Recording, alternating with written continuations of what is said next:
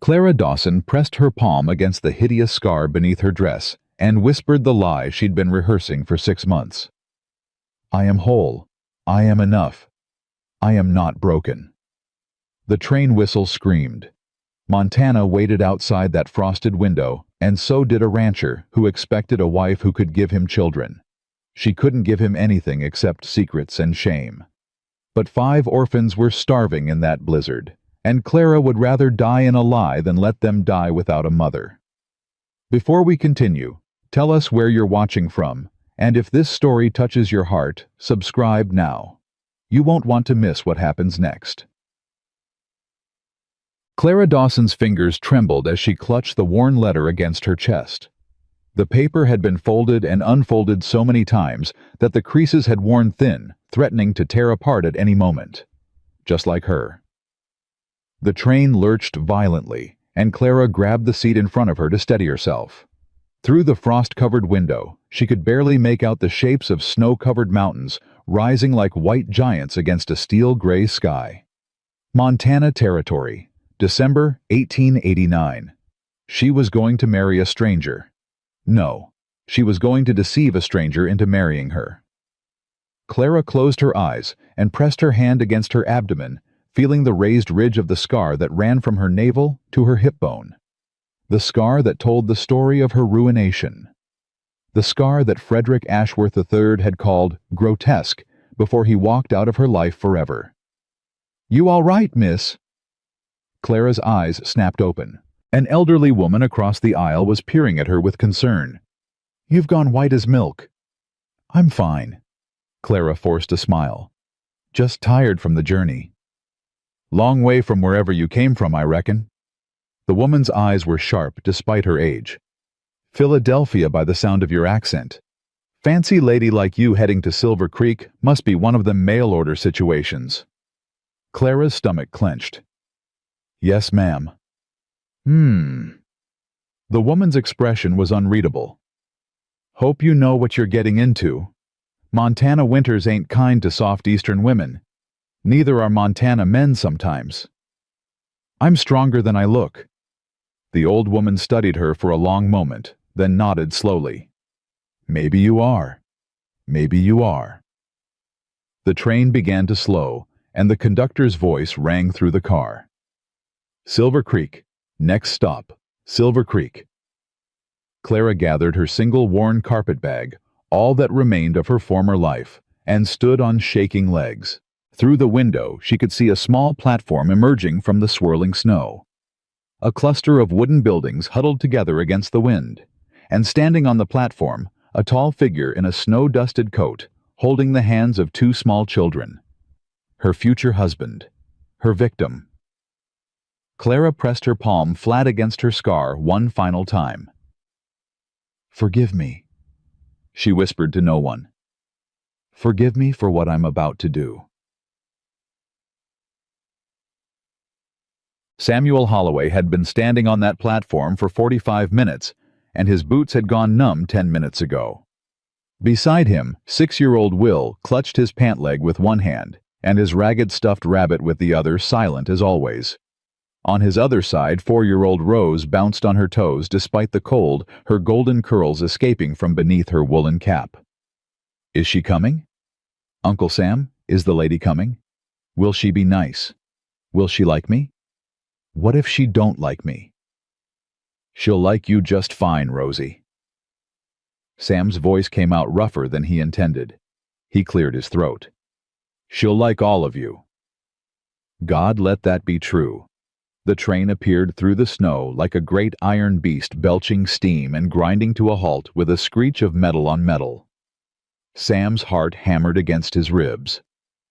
In a moment, he would meet the woman he'd agreed to marry. The woman who would help him raise his dead brother's children. The woman who would share his home, his name, his life. A stranger. He'd been a fool to do this. A desperate, grieving fool.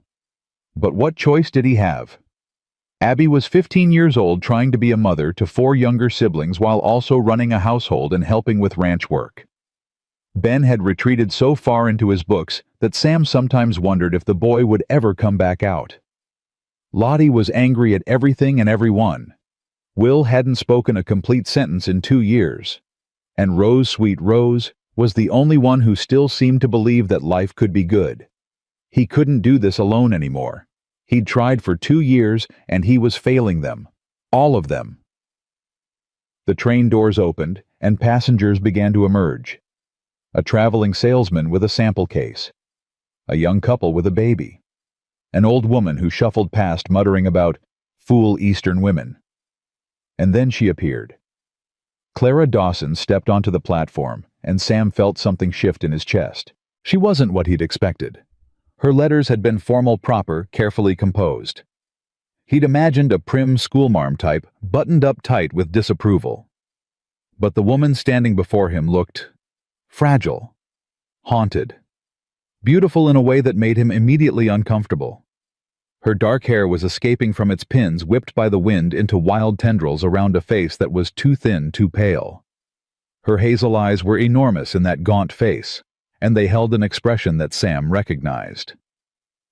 Fear. This woman was terrified. Of what? Of him. Of Montana. Of the life she'd agreed to. Miss Dawson. He stepped forward, removing his hat despite the snow. I'm Samuel Holloway. Her eyes met his, and for a moment something raw and desperate flickered across her face before she composed herself. Mr. Holloway. Her voice was steadier than he'd expected. Thank you for meeting me. Wouldn't have it any other way, ma'am. He gestured awkwardly to the children at his side. This here's Will and Rose. The others are back at the ranch, couldn't fit everyone in the wagon. Rose immediately broke free from Sam's hand and rushed toward Clara, her face alight with excitement. Are you gonna be our new mama? Uncle Sam said you might be our new mama. I asked God for a mama every single night, and now you're here. Sam watched Clara's face carefully. He saw the flash of pain quickly hidden before she knelt down in the snow to bring herself to Rose's level. Hello, Rose. Her voice was gentle, warm. What beautiful curls you have, like sunshine.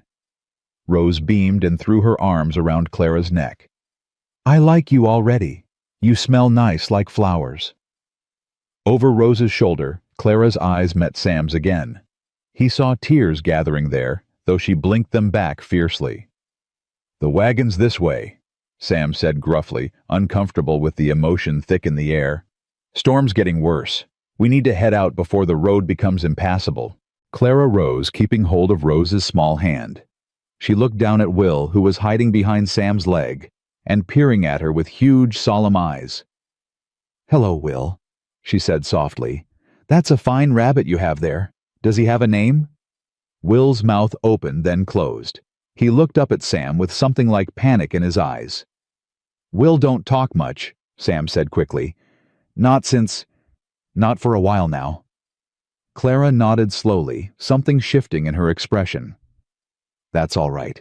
Sometimes words are hard. When you're ready, I'll be here to listen. Will stared at her for a long moment. Then so slightly that Sam almost missed it, he nodded.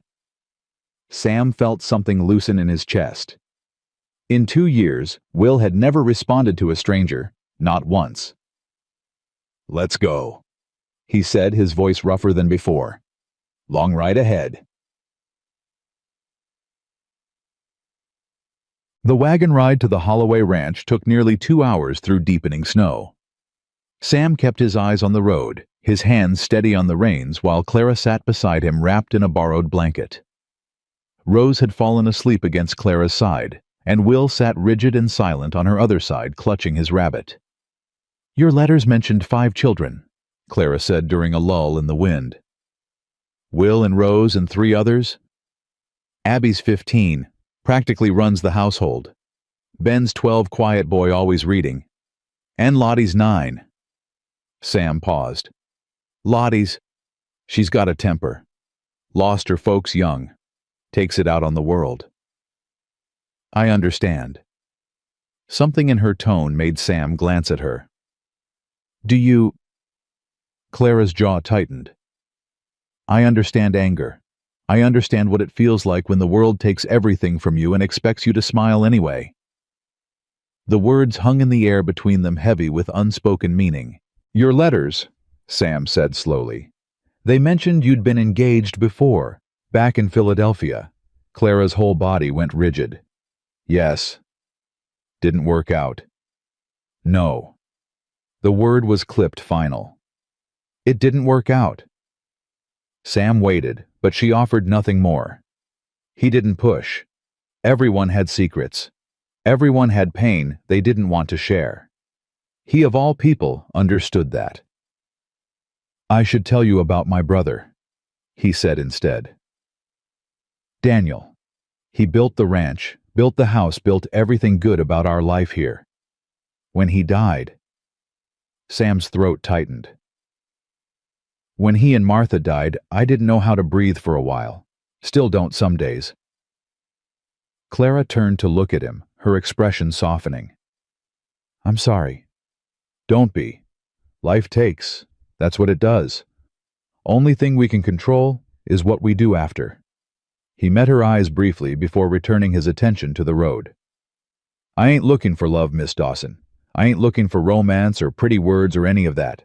I'm looking for a partner, someone to help me raise these children, to give them a mother figure to help them heal. That's all I'm asking." "And what are you offering in return?" "A home, a name, protection, respect." He paused. "I won't ask anything of you that you ain't willing to give. This can be a partnership in name only if that's what you want. I'll sleep in the barn if it makes you more comfortable. But those children need a mother, and I need help. That's the plain truth of it." Clara was quiet for a long moment. When she spoke, her voice was barely audible above the wind. "I need to tell you something, Mr. Holloway." Sam's hands tightened on the reins. Here it comes, he thought. Whatever secret she's been hiding, whatever truth made her flee Philadelphia and agree to marry a stranger 2,000 miles away. The reason my engagement ended. Uncle Sam. Uncle Sam. A small figure was running through the snow toward them, red hair flying, wild coat, unbuttoned despite the cold. Lottie. Sam pulled the wagon to a halt just as Lottie reached them, her face flushed and frantic. "It's Ben! He fell through the ice on Miller's Pond. He's hurt bad, Uncle Sam, real bad." Sam was off the wagon before Lottie finished speaking. "Where is he?" "Abby dragged him out. They're in the barn. She sent me to get you." Lottie's eyes were huge with fear, her earlier anger completely dissolved. "There's so much blood, Uncle Sam, so much blood." Clara was already climbing down from the wagon, lifting Rose carefully and passing her to Sam. "Take the children inside. Show me where the barn is." Sam stared at her. I worked in my father's apothecary for 10 years." Clara's voice was steady, commanding, completely different from the fragile woman who'd stepped off the train. "I know how to treat wounds. Show me where he is, now." For a fraction of a second, Sam hesitated, then he nodded. "Lottie, take Rose and Will inside. Keep them warm. Don't let them come to the barn." "But..." "Now, Charlotte." Lottie grabbed Rose's hand and took Will's arm, pulling them toward the house. Sam handed Clara the medical kit he kept under the wagon seat. Every rancher in Montana kept one, and ran. The barn was warmer than outside, but still bitterly cold. Sam found Abby kneeling beside her brother on a pile of hay, her hands pressed against a wound on his head that was bleeding freely. Ben was conscious, but dazed, his lips blue, and his whole body shaking violently. "Uncle Sam." Abby's face crumpled with relief. "I tried to stop the bleeding, but it won't stop. And he's so cold, and I didn't know what to do." "Move aside." Clara dropped to her knees beside Ben, her hands already moving with practiced efficiency. She examined the head wound, checked his pupils, felt along his limbs for breaks. "He's hypothermic. We need to get him warm gradually. Too fast and his heart could stop. Do you have blankets?" "Warm water." "In the house," Sam said. "Get them, all of them, and heat water warm, not hot. We need to raise his core temperature slowly." Clara was already stripping off her coat and tucking it around Ben's torso. "You? Abby, is it? Help me get his wet clothes off."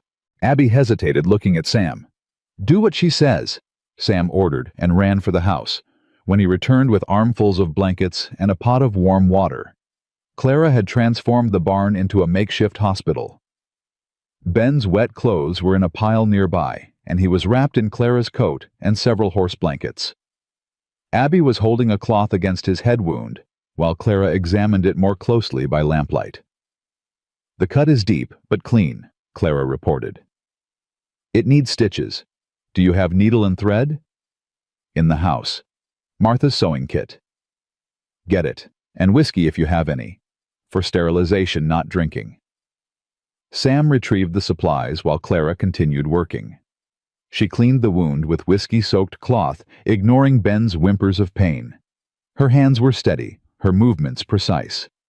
This was not a woman who had merely worked in an apothecary. This was someone with real medical training. "Hold him still," Clara instructed. "This will hurt." Sam braced Ben's shoulders while Clara began stitching the wound closed. Ben cried out once, then gritted his teeth and fell silent, his young face pale with pain and determination. "You're brave," Clara murmured as she worked. "Very brave. Almost done. Just a few more." When she finished, she tied off the thread and sat back on her heels. Ben's color was already improving, his shaking beginning to subside. "He'll need to be watched through the night," Clara said. "Wake him every 2 hours to make sure there's no deeper damage from the head injury. Keep him warm but not hot. Small sips of water when he can manage them." Sam stared at her. "Where did you learn to do that?" Clara's expression flickered. There it was again, that flash of pain and fear, before she schooled her features into neutrality. "My father was an apothecary. I assisted him for many years." "That wasn't just assisting. Those stitches were perfect. You've done this before." Clara rose to her feet, brushing hay from her skirt. "I've done many things before, Mr. Holloway. Some of them I'd rather not discuss." Their eyes met and held. Sam saw walls going up behind those hazel eyes, saw her retreating back into whatever shell she'd constructed to protect herself. He wanted to push, wanted to demand answers. But Ben was injured and the other children were scared, and there was a blizzard howling outside their door. "We'll talk later," he said quietly. "About whatever it is you're hiding." Clara flinched as if he'd struck her. "I'm not." "You are. I ain't stupid, Miss Dawson. But right now, it don't matter. Right now, you just saved my nephew's life, and that's enough." He reached out and took her hand, squeezing it briefly. "Thank you." Clara's composure cracked for just a moment.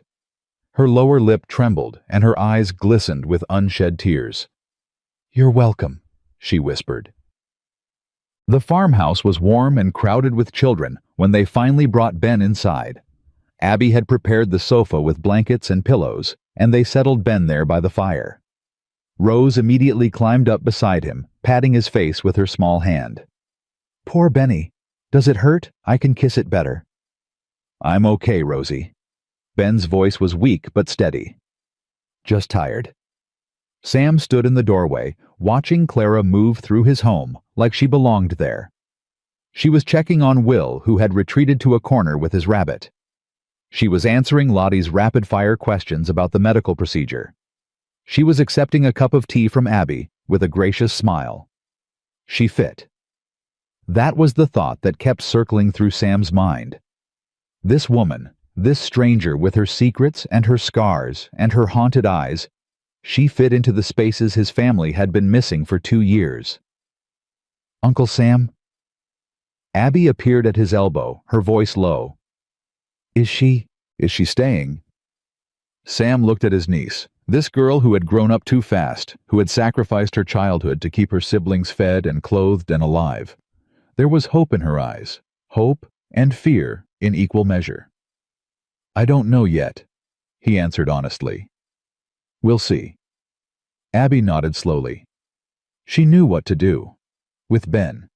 She didn't panic, didn't hesitate. She just knew. Yeah, she did. Mama would have liked her. Abby's voice cracked on the word Mama. I think Mama sent her to us. Sam pulled his niece into a rough embrace, holding her tight against his chest. Maybe she did, sweetheart. Maybe she did. It was past midnight when the house finally fell quiet. The children were asleep. Ben on the sofa by the fire. Rose curled up beside him. Will in his bed, clutching his rabbit Lottie in her room after demanding 3 separate assurances that Ben would be fine, and Abby in the rocking chair by Ben's side, refusing to leave her brother. Sam found Clara on the front porch wrapped in a blanket, staring out at the snow-covered world. "You'll freeze out here," he said, stepping up beside her. "I needed air." Her voice was distant hollow. "It's beautiful. The snow. In Philadelphia, it just turns to gray slush immediately. Here, it's actually white." Sam leaned against the porch railing, studying her profile in the dim light. "You want to tell me now what you've been hiding?" Clara was silent for so long that Sam thought she might not answer. When she spoke, her voice was barely above a whisper. "I can't give you children." Sam frowned. "I've got 5 children already. Told you I ain't looking for more." "No, you don't understand." Clara turned to face him, and he saw tears streaming down her cheeks, frozen into crystal tracks on her pale skin. "I'm barren, Mr. Holloway. I can never bear children. There was an accident. A carriage accident 3 years ago.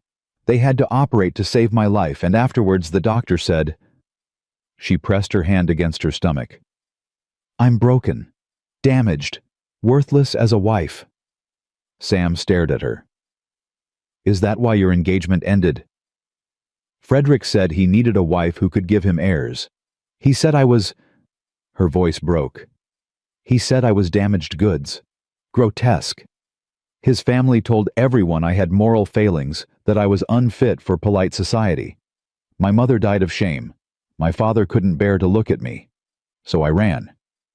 "You ran to Montana." "I ran anywhere that wasn't Philadelphia. Anywhere that didn't know what I was." Clara laughed bitterly. "And here I am doing exactly what I swore I wouldn't. Deceiving a good man into marrying me. Letting you believe I was something I'm not." Sam was quiet for a long moment, processing her words. This woman, this beautiful, capable, haunted woman, had been carrying this burden alone for 3 years. Had been told she was worthless, damaged, grotesque. Had fled her entire life because of something completely beyond her control. "Miss Dawson." "Please." Her voice cracked. "Please don't call me that. Just say what you're going to say. Tell me I have to leave. Tell me you're disgusted. I deserve it. I do. I should have told you from the beginning, but I was so desperate and I thought maybe—" "Clara." She stopped, startled by the use of her first name. Sam reached out and took her hand. It was ice-cold trembling. "Look at me." She raised her eyes to his, and he saw a woman bracing for another blow. A woman who fully expected to be rejected, dismissed, thrown away. "I lost my wife in childbirth," he said quietly. "Lydia. We were married 3 years. She got pregnant and everything was fine until it wasn't. The baby came too early and there was so much blood." He stopped, swallowed hard. "They both died. My wife and my son. In my arms because there was no doctor within 50 miles who could help them." Clara's hand tightened on his. "When Daniel and Martha died and I suddenly had 5 children depending on me, I thought maybe God was punishing me. For surviving when Lydia didn't. For not being able to save her." Sam's voice was rough with emotion. "But watching those children, watching them hurt and grieve and still find ways to smile, I realized something. Family ain't about blood. It ain't about who gave birth to who. It's about who shows up, who stays, who loves them even when it's hard." Clara's tears were falling freely now, dripping off her chin and freezing in the night air. "You saved Ben's life tonight," Sam continued. "You didn't hesitate, didn't panic, didn't run away. You saw a child in need and you helped him. That's what a mother does. That's all that matters. But I can't. I already have 5 children who need a mother. 5 children who need someone to love them, teach them, help them heal. What they need isn't someone who can bear more children. It's someone who can love the ones we've got. Clara stared at him, her expression caught between hope and disbelief. You don't care that I'm broken. Sam shook his head slowly. Lady, we're all broken out here. Every single one of us is carrying scars and secrets and pain we don't want to talk about. That don't make us damaged goods. That makes us human. Clara let out a sob, a raw, wrenching sound that seemed to come from somewhere deep inside her. And then she was crying in earnest, great heaving sobs that shook her whole body. Sam didn't know what to do. He'd never been good with tears, with emotions, with any of the soft things that women seem to need. But he couldn't just stand there and watch her fall apart. He pulled her into his arms. She stiffened for a moment, then collapsed against his chest, her fingers clutching the front of his coat like it was the only thing keeping her from drowning. He held her while she cried, her tears soaking through his shirt, her body trembling with the force of years of suppressed grief and shame finally breaking free. "I'm sorry," she gasped between sobs. "I'm so sorry. I should have told you. I should have—" "Shh." Sam stroked her hair awkwardly, feeling clumsy and inadequate. "It's done. It's over. We move forward from here." "But what if the children need a mother who loves them? Nothing else matters." Clara pulled back slightly, looking up at him with red-rimmed eyes and tear-streaked cheeks. She looked wrecked, destroyed, and somehow inexplicably more beautiful than she had on the train platform. "Why?" she whispered. "Why would you still want me after everything I just told you?" Sam considered the question seriously before answering. "Because you're the first person Will has responded to in 2 years. Because you saved Ben's life without a moment's hesitation. Because Rose already loves you. Because I see the way you look at these children like they matter, like they're worth something, and that's what they need more than anything else in the world." He released her and stepped back, giving her space to breathe. "I ain't saying this will be easy. We don't know each other. We're strangers making promises neither of us fully understands. But I'm willing to try, if you are." Clara wiped her eyes with the back of her hand, a gesture so childlike and vulnerable that it made Sam's chest ache. "Even knowing what I am, I know what you are." Sam's voice was firm. "You're a woman who traveled 2,000 miles into the unknown because you refused to give up. You're someone who faces hard truths head-on instead of hiding from them. You're brave and capable and kind, and any man who couldn't see that is a damn fool." Clara let out a shaky laugh, half sob, half genuine amusement. "You don't know me. I know enough, and I'm willing to learn the rest." For a long moment Clara just looked at him. The snow fell around them in thick, silent curtains.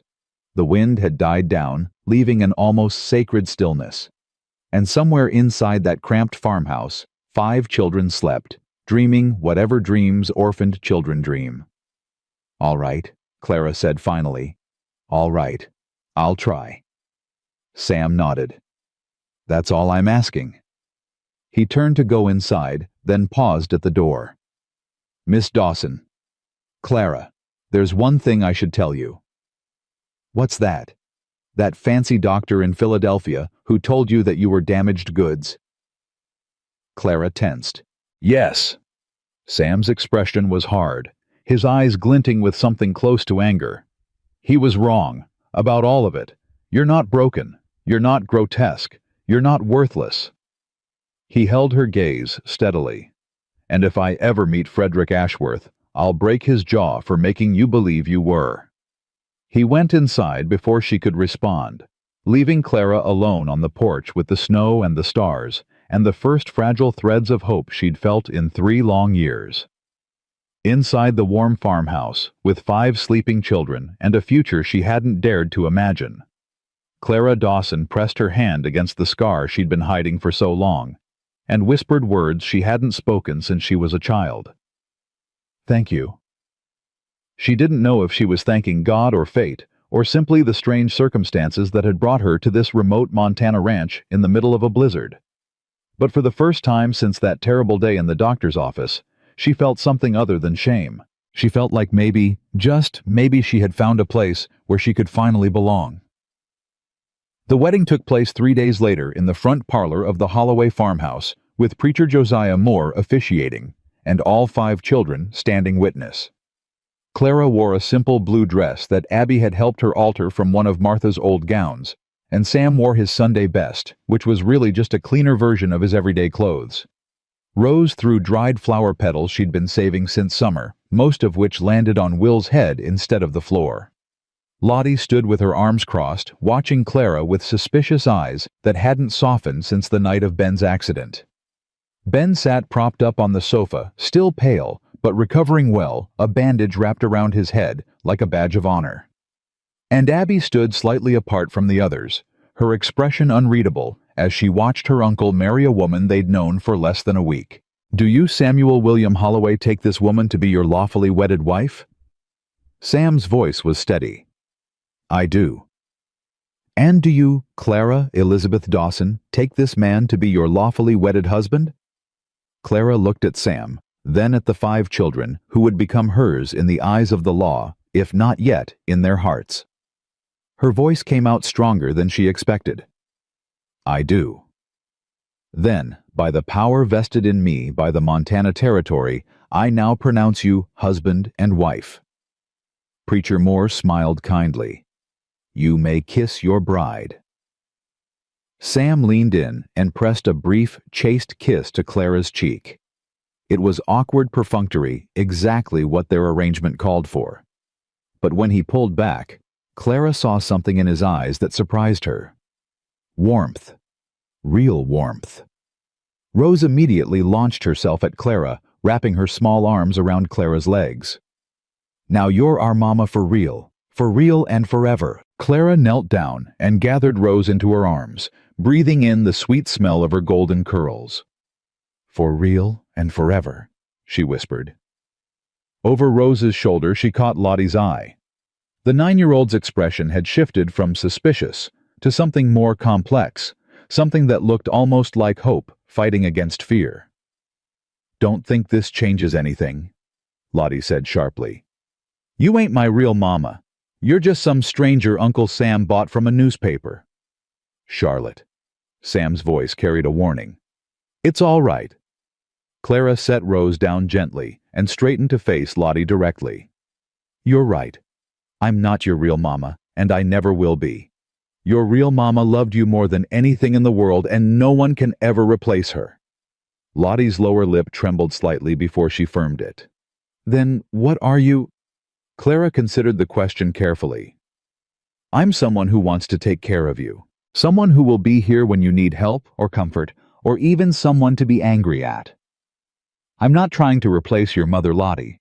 I'm just trying to be here. That's all." For a long moment, Lottie stared at her with those fierce green eyes. Then she turned and walked out of the room without another word, her footsteps heavy on the wooden stairs. Sam sighed. "She'll come around, eventually." "I know." Clara watched the empty doorway where Lottie had disappeared. "She's testing me, waiting to see if I'll leave like everyone else did." Sam gave her a sharp look. "You understand that?" "Better than you know." The reception was simple, just cake that Abby had baked and coffee that was slightly burnt but hot. The neighbors who had been invited, the Crawfords and the Brennans and old Jacob Moreno, offered their congratulations with varying degrees of sincerity. Helen Crawford's smile didn't reach her eyes, and her questions about Clara's background felt more like interrogation than conversation. "Philadelphia, you said. How fascinating.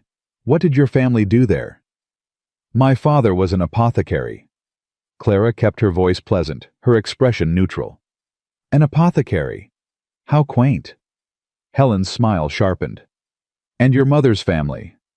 "My mother passed away recently." "Oh, I'm so sorry." Helen's tone suggested she wasn't sorry at all. It must have been quite a scandal, a proper Philadelphia girl running off to marry a stranger in Montana. Whatever drove you to such desperation? Clara felt Sam tense beside her, but before he could speak, she answered smoothly. I wanted a fresh start, Mrs. Crawford. Sometimes the bravest thing a woman can do is leave behind everything familiar and build something new. Helen's eyes narrowed slightly. Indeed. Well, I do hope you know what you've gotten yourself into. Ranch life isn't for the faint of heart, especially not for city women. I'm stronger than I look. We'll see about that, won't we? After the guests left, Clara helped Abby clean up while Sam took the younger children upstairs for bed. They worked in companionable silence for a while, washing dishes and putting away leftover cake until Abby finally spoke. Mrs. Crawford doesn't like you. Clara smiled slightly. I noticed. She wanted Uncle Sam to marry her niece, Elizabeth. She's been pushing for it ever since Aunt Martha died. Abby scrubbed a plate with more force than necessary. Elizabeth's pretty and comes from money, and Mrs. Crawford thinks Uncle Sam should have picked her instead of some stranger from a newspaper. I see. Clara filed this information away carefully. And what do you think? Abby was quiet for a moment. I think Elizabeth would have hated it here. She doesn't like children, doesn't like dirt, doesn't like anything that isn't fancy and expensive. She glanced at Clara sideways. You're different. You didn't mind getting your hands dirty to help Ben. You didn't complain about the cold or the house or any of it. There's nothing to complain about. This is a good home. It's not Philadelphia. Clara set down the dish she was drying and turned to face Abby fully. Philadelphia was never my home. Not really. It was just a place I lived while I waited for my real life to begin. Abby studied her with eyes too old for her 15 years. And this is your real life, here with us? I hope so, if you'll have me. Something shifted in Abby's expression. The wariness that had been there since Clara's arrival softened just slightly. Ben likes you. Rose adores you. Will actually looked at you, which is more than he's done with anyone since Mama and Papa died. Even Lottie, she's just scared. She'll come around. And you? Abby was quiet for a long moment. Then she reached out and touched Clara's hand briefly. You saved my brother's life. That counts for something. She paused. Just don't leave. Don't make them love you and then leave. That would be worse than never coming at all. Clara's throat tightened. I won't leave. I promise. Don't promise. Abby's voice was hard bitter. Promises don't mean anything. Mama promised she'd always be here, and then she died. Papa promised he'd take care of us forever, and then he died too. People make promises they can't keep all the time. You're right. Clara nodded slowly. I can't promise I won't die. No one can promise that. But I can promise that I will never choose to leave you. I will never walk away because things get hard, or because I find something better, or because I get tired of being here. As long as I have breath in my body, I will stay. Abby stared at her, searching her face for any sign of deception. Whatever she saw there must have satisfied her, because she nodded once sharply. Okay then. It wasn't acceptance, not quite. But it was a start.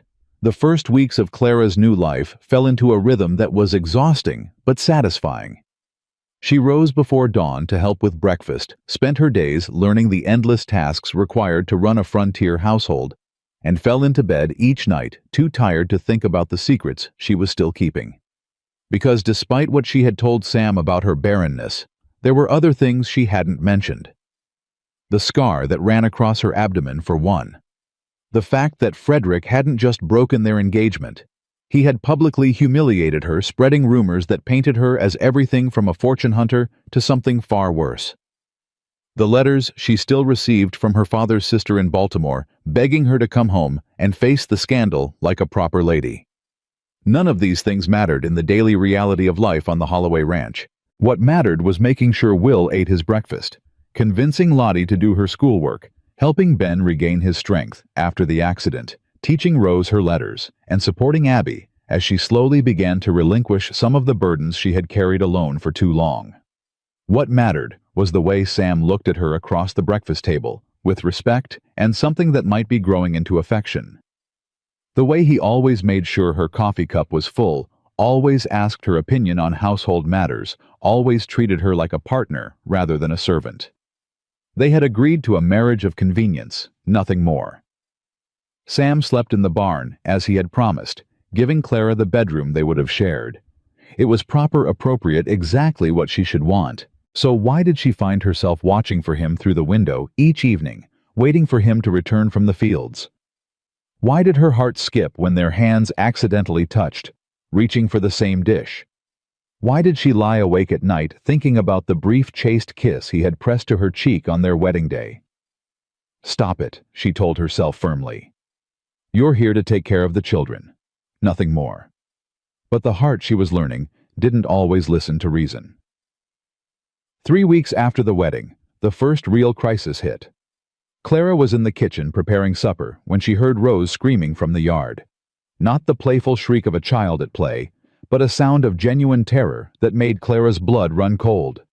She ran outside without even grabbing her coat, her feet pounding across the frozen ground toward the sound. She found Rose standing by the chicken coop, her small body rigid with shock, pointing at something behind the building. "Mama! Mama, come quick!" It was the first time Rose had called her Mama without adding Clara to the end. The significance of that barely registered before. Clara rounded the corner of the coop and stopped dead. Will was lying face down in the snow, completely still. His rabbit lay a few feet away, one button eye staring up at the gray sky. Clara dropped to her knees beside him, her heart hammering. Please, God. Please, not again. Please. She turned him over carefully, checking for breath, for pulse, for any sign of life. His skin was cold, but not frozen, his chest rising and falling in shallow breaths. He was alive, but something was wrong. His eyes were open, but unfocused, staring at nothing, and his body was rigid with a tension that spoke of something more than physical injury. Will. Clara kept her voice calm despite her terror. Will, can you hear me? It's Clara. You're safe. I need you to look at me. Nothing. No response at all. Rose was crying now. Great hiccuping sobs that cut through the cold air. Is he dead? Is Will dead? Please don't let him be dead. He's not dead, sweetheart. He's having a hard time right now. I need you to be very brave and run inside. Find Abby. Tell her to come quickly. Rose hesitated, her small face torn between fear and obedience. Go, Rose. Now. I'll take care of Will. Rose ran her small legs churning through the snow. Clara turned her attention back to Will, stroking his hair, gently murmuring words of comfort, even though she wasn't sure he could hear them. You're safe, Will. Whatever happened, whatever scared you, it's over now. You're safe, and I'm here, and I'm not going to leave you. Slowly, gradually, she felt the tension begin to leave his small body. His eyes started to focus, finding her face with an expression of confusion, and then unmistakably relief. There you are. Clara smiled at him, keeping her voice soft. There you are. Can you tell me what happened? Will's mouth opened, and for a moment Clara thought he might actually speak. But then his face crumpled, and instead of words, a sob escaped him. He lunged forward and wrapped his arms around Clara's neck, burying his face against her shoulder and crying with an intensity that shook his entire body. Clara held him, rocking slightly back and forth, letting him cry out whatever had been trapped inside him for so long. She didn't ask questions, didn't try to make him talk, just held him and let him feel safe. That was how Sam found them a few minutes later, having come running from the barn at Rose's frantic summons.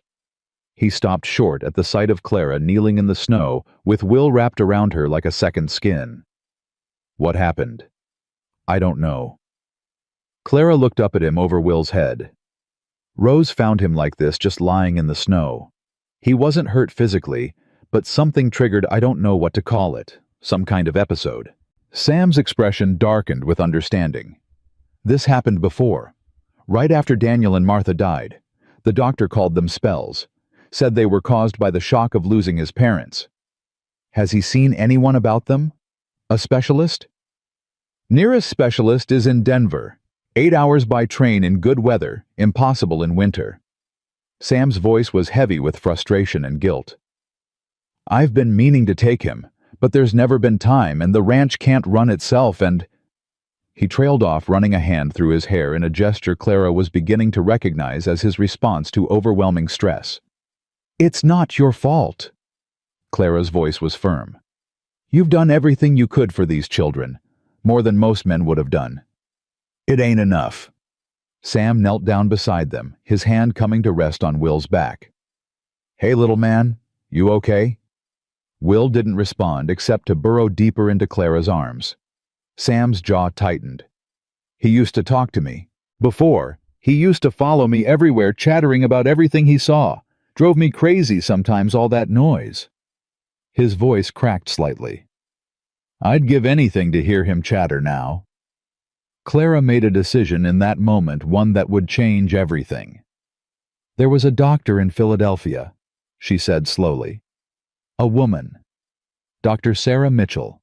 She specialized in treating children who had experienced trauma. I met her through my father's work. Sam looked at her sharply. A woman doctor? Yes, and before you say anything, she was brilliant. One of the most skilled physicians I've ever known, and I've known a few. Clara paused. She taught me some techniques for helping children like Will. Children who had been so hurt by the world that they forgot how to speak. Why didn't you mention this before? Because I didn't know if you would accept it. Because I didn't know if you would accept me knowing it. Clara met his eyes directly. I know more about medicine than I told you, Sam. My father didn't just run an apothecary. He was a trained physician who lost his license after something happened. He taught me everything he knew. I've stitched wounds, set bones, delivered babies. I've done things that would make most proper ladies faint. Sam stared at her for a long moment. Why didn't you tell me? Because proper ladies don't know how to do those things. Because I was afraid you would think I was strange or improper or worse. She laughed bitterly. I've spent so long hiding who I really am that I almost forgot there was anything worth showing. Sam was quiet for a moment. Then he did something that surprised her completely.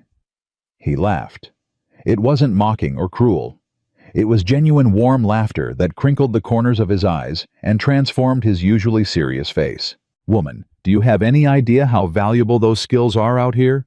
We've got one doctor for 100 miles and he's drunk half the time. If you can do half of what you're claiming, you're worth more than gold. Clara blinked at him. You're not scandalized. Scandalized. Sam shook his head in disbelief. Lady, you saved Ben's life. You're sitting in the snow holding my nephew like he's the most precious thing in the world. You've got skills that could help people in this territory who desperately need help. Why in God's name would I be scandalized? Clara felt tears prickling at her eyes. Frederick said, Frederick was a damn fool. Sam's voice was flat final. We've established that. What else did this Dr. Mitchell teach you? And just like that, the conversation shifted. Clara began explaining the techniques Dr. Mitchell had developed for helping traumatized children, ways of creating safety, building trust, allowing them to process grief at their own pace. Sam listened intently, asking questions, making suggestions, fully engaged in a way that made Clara's heart swell. This was what partnership looked like. Not just sharing a home or a name, but sharing knowledge, sharing burdens, sharing the work of raising children who desperately needed both of them. By the time they finally got Will inside and warmed up, he had stopped crying and was clutching his rabbit with something like peace on his small face. He still hadn't spoken, but when Clara settled him into bed that night, he reached out and touched her cheek with one small hand. Soft, he whispered. It was the first word he had spoken directly to her. The first word he had spoken to anyone in months. Clara's eyes filled with tears. "Yes, sweetheart." Soft. Will's eyes drifted closed, and within moments he was asleep, his rabbit tucked under his chin. Clara stayed by his bed for a long time, watching him breathe, marveling at the trust this small, broken boy had placed in her. She didn't deserve it, not really. She was still hiding things, still carrying secrets that could destroy everything she was building here. But in that moment, watching Will sleep, she made a promise to herself. She would earn his trust. She would earn all of their trust. Whatever it took, whatever she had to overcome, she would become the mother these children needed. She owed them that much. She owed herself that much. When she finally left Will's room, she found Sam waiting in the hallway, his shoulder leaning against the wall, his eyes watching her with an expression she couldn't quite read. "He spoke to you." One word, but yes. Sam nodded slowly. "That's more than he's given anyone in 2 years. More than he's given me." Clara heard the pain beneath his words. "He loves you, Sam. He's just whatever happened to him, whatever broke inside him when he lost his parents. It takes time to heal. It doesn't mean he loves you any less." "I know." Sam's voice was rough. "It's just hard sometimes, watching him struggle and not being able to fix it. You can't fix everything yourself. That's why you brought me here, remember?" Sam was quiet for a moment. Then he did something that surprised her completely. He reached out and took her hand, squeezing it gently. "I'm glad you came, Clara. Whatever secrets you're still keeping, whatever you haven't told me yet, I'm glad you came." Clara's heart stuttered in her chest. "There are things I haven't told you, things that might change how you see me." "I doubt that." "Sam, whatever it is, it can wait." He released her hand, stepping back. "Right now, I've got a barn that needs checking, and you've got children who need tucking in. We'll talk when there's time." He was gone before she could respond, his footsteps heavy on the stairs. Clara stood alone in the hallway, her hand still tingling where he had touched it, her heart full of emotions she didn't know how to name. She was falling for him. This practical, kind, stubborn man who had taken in 5 orphan children and married a stranger to help him raise them. She was falling for him, and it terrified her more than anything else she had faced in her entire life. Because falling in love meant being vulnerable. It meant opening herself up to the possibility of being hurt again, rejected again, abandoned again. And Clara wasn't sure she could survive that. Not again. But as she went from room to room tucking in children who were slowly becoming hers, she realized something important. It was too late to protect her heart. She had already given it away. The letter arrived 6 weeks after the wedding, delivered by the mail rider who braved the winter roads once a week to bring news from the outside world. Clara recognized the handwriting immediately, and her blood turned to ice. Frederick Ashworth III. She stood in the kitchen, holding the envelope like it might explode in her hands, her heart pounding so hard she could hear it in her ears. Around her, the house bustled with its usual morning chaos. Rose was singing a nonsense song while she fed scraps to the chickens outside the window. The twins' laughter echoed from somewhere upstairs, where Ben was teaching Will a card game. Lottie sat at the table pretending to read while actually watching Clara with those sharp, suspicious eyes that missed nothing. "What's that?" Lottie asked. "Nothing." Clara forced her voice to remain steady. "Just a letter from back east." "From who?" "No one important." Lottie's eyes narrowed. "You're lying. Your face went all white when you saw it." Clara looked at the 9-year-old, momentarily impressed despite her panic. This child had survival instincts honed by loss and abandonment. She could smell deception the way a wolf could smell fear. "It's from someone I used to know," Clara said carefully. "Someone I hoped never to hear from again." Lottie considered this for a moment. "Someone bad. Someone who hurt me very much. Like how Mama and Papa dying hurt us." The question was so direct, so unexpectedly vulnerable, that Clara had to take a breath before answering. different kind of hurt. But yes, that deep. Lottie nodded slowly, something shifting in her expression. You gonna read it? I don't know yet. You should burn it. Lottie's voice was fierce. If someone hurts you that bad, you should burn everything they ever touched. That's what I'd do. Clara looked at this angry, frightened child who hid her broken heart behind walls of hostility and felt something crack open in her chest. Maybe you're right. Maybe I should. But she didn't burn it. Instead, she tucked it into her apron pocket and carried it with her throughout the day like a stone pressing against her hip. She felt its weight while she helped Abby with the laundry, while she worked with Will on his letters, while she bandaged a cut on Ben's hand from a careless moment with a kitchen knife. She felt it while Sam sat across from her at dinner, telling stories about his day in the fields, his eyes crinkling with warmth when she laughed at his jokes. She felt it while Rose crawled into her lap after supper, demanding a story about princesses and dragons and happy endings. She felt it while she lay awake in her empty bed that night, staring at the ceiling knowing that whatever was in that letter could destroy everything she had built here. Finally, when the house was silent and even the wind had died down outside, Clara lit a candle and opened the envelope. My dear Clara.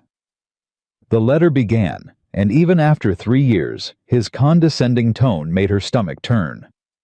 I trust this letter finds you well, though I confess some surprise that you have survived this long in such primitive conditions.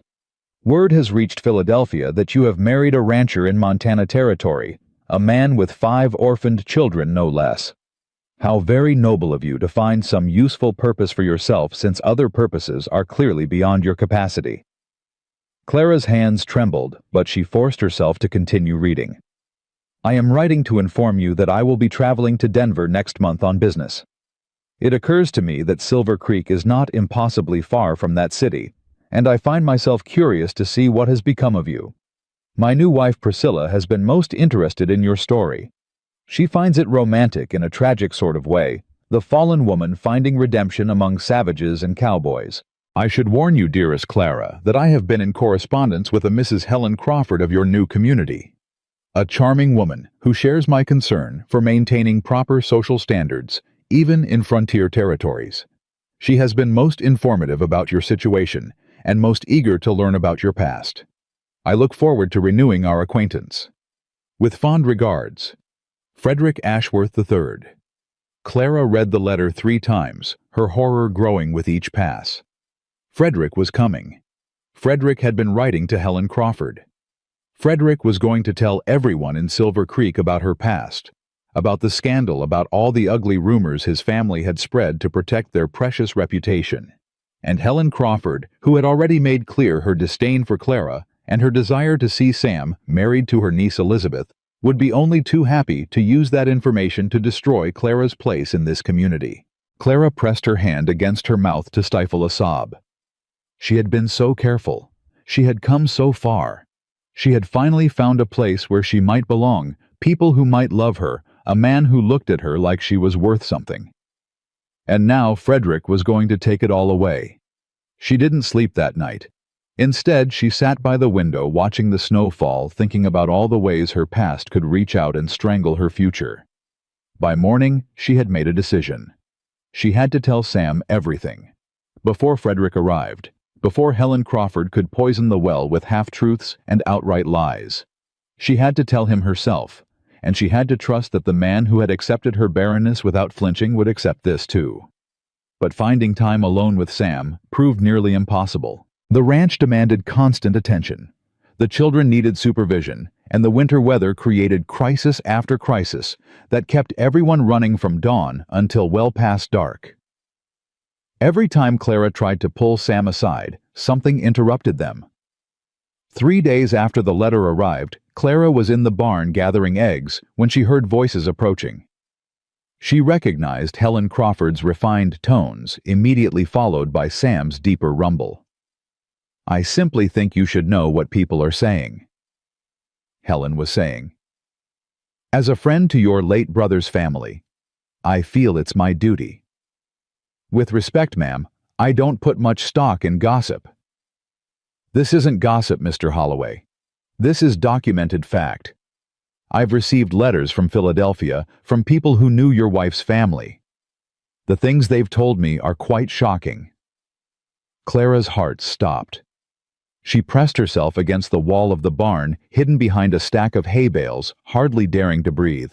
What things? Sam's voice had gone flat dangerous. Well, I hardly like to repeat such indelicate matters, but since you insist. Helen's voice dripped with false reluctance.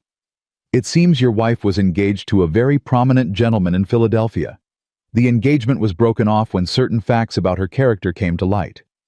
I know about the broken engagement. Clara told me herself. Did she tell you why it was broken? Did she tell you about the scandal that followed the rumors about her moral character? There was a long pause. What kind of rumors? The kind that drove her mother to an early grave from shame. The kind that made her own father disown her. Helen's voice softened to a poisonous whisper. The kind that suggests your mail-order bride may not be the virtuous woman she's pretending to be. Clara closed her eyes, tears streaming down her face. This was it. This was the moment everything fell apart. Mrs. Crawford. Sam's voice was quiet, controlled, but there was an edge to it that Clara had never heard before. I'm going to ask you something, and I want you to think very carefully before you answer. Of course. Did you actually witness any of these supposed moral failings? Or are you just repeating gossip from people you've never met about a woman you don't know? Well, the letters were very specific. Letters from who? From the man who broke her engagement. From his family who might have their own reasons for spreading lies about a woman they wronged. Helen's composure cracked slightly. Mr. Holloway, I'm simply trying to protect you and those poor children from what? From a woman who has shown nothing but kindness and competence since she arrived. A woman who saved my nephew's life. A woman who has worked herself to exhaustion every single day, trying to care for 5 children who aren't even hers by blood. But the scandal. There is no scandal, Mrs. Crawford. There's just a woman who was treated badly by people who should have protected her, and who had the courage to start over somewhere new. Sam's voice hardened. And there's people like you who can't stand to see someone else happy, so you try to tear them down with rumors and innuendo. How dare you? I dare because those are my children in that house and Clara is my wife. Whatever happened in Philadelphia is none of my concern, and none of yours. If I hear that you've been spreading these stories around town, we're going to have a serious problem. Do you understand me? The silence that followed was deafening. Clara heard Helen's sharp intake of breath, then the rustle of skirts as she turned to leave. You'll regret this, Mr. Holloway. When the truth comes out, and it will come out, you'll wish you had listened to me. Good day, Mrs. Crawford. Clara heard footsteps retreating, then the creak of a buggy pulling away. She stayed hidden behind the hay bales, her whole body shaking with a mixture of relief and terror. Sam had defended her. Without hesitation, without doubt, he had defended her against accusations he didn't even know were partially true, and that made what she had to do even harder. She heard Sam's footsteps approaching the barn, heard him pause at the entrance. Clara, I know you're in here. I saw you come in earlier. She stepped out from behind the hay bales, not bothering to wipe the tears from her face. You heard? I heard. Sam's expression was unreadable as he studied her. Is it true? Any of it? Clara took a deep breath. Some of it. Not the way she made it sound, but yes. There was a scandal. There were rumors. What kind of rumors? The worst kind. Clara's voice broke. Frederick's family, when he broke our engagement, they couldn't just let me go quietly. They had to destroy me, make sure no one else would ever want me. So they spread stories. They said I had been improper, that I had done things that no decent woman would do. Sam's jaw tightened.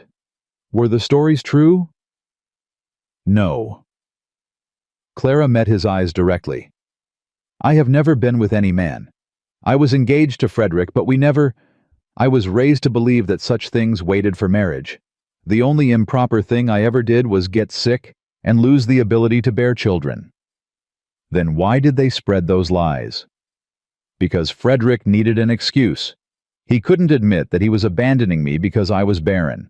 That would have made him look cruel and shallow. So his family invented a better story. They said I had trapped him, that I had lied about my virtue, that I was a fortune hunter who got what she deserved. Clara's voice rose with 3 years of suppressed rage and pain. They destroyed my reputation, drove my mother to her grave, and made my father so ashamed that he couldn't bear to look at me. And now Frederick is coming here. He wrote me a letter. He's been corresponding with Helen Crawford, telling her God knows what. He wants to finish what he started, Sam. He wants to make sure I have nothing, nowhere, no one. She was crying openly now, all her careful composure shattered. I should have told you sooner. I should have told you everything before we married, but I was so afraid, so desperate.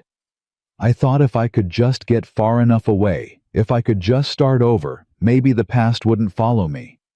But it always follows, doesn't it? The past always finds you.